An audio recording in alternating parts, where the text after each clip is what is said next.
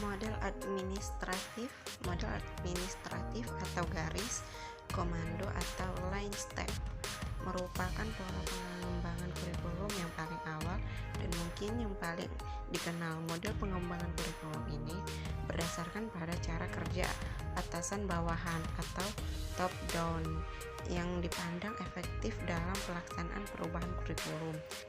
Kedua yaitu model grassroots. Model pengembangan kurikulum ini merupakan lawan atau kebalikan dari model pertama.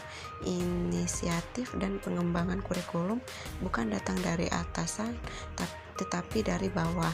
Bisa dikatakan dengan model administratif bersifat top down atau atasan bawahan, sedangkan model grassroots adalah bottom atau dari bawah ke atas. 3. Model backup. Pengembangan kurikulum dengan menggunakan metode backup memiliki lima bagian pembuatan keputusan, yaitu memutuskan area pengembangan kurikulum, kedua menetapkan personalia, ketiga organisasi dan prosedur pengembangan kurikulum, keempat implementasi kurikulum, kelima evaluasi kurikulum.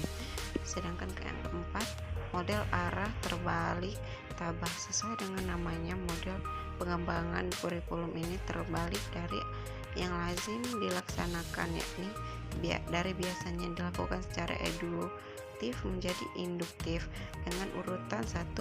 Mengadakan unit-unit eksperimen bersama guru-guru, kedua menguji unit eksperimen, mengadakan referensi dan konsolidasi, keempat mengadakan keseluruhan kerangka kurikulum, kelima implementasi dan diseminasi.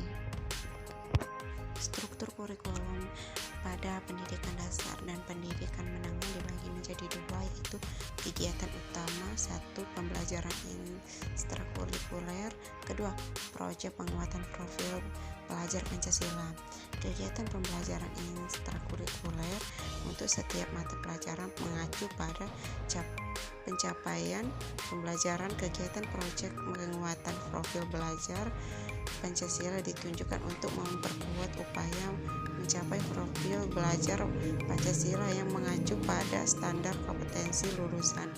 Pemerintah mengatur beban belajar untuk setiap muatan atau mata pelajaran dalam jam pelajaran atau JP per tahun.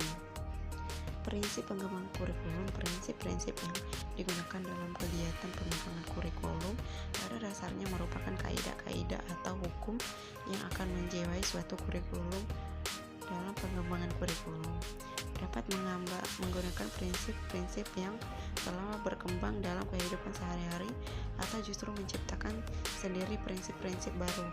Oleh karena itu, dalam implementasi kurikulum di suatu lembaga pendidikan sangat mungkin terjadi penggunaan prinsip-prinsip yang digunakan di lembaga pendidikan lainnya, sehingga akan ditemukan banyak sekali prinsip-prinsip yang digunakan dalam suatu pengembangan kurikulum. Sedangkan prinsip-prinsip pengembangan kurikulum secara khusus yaitu A.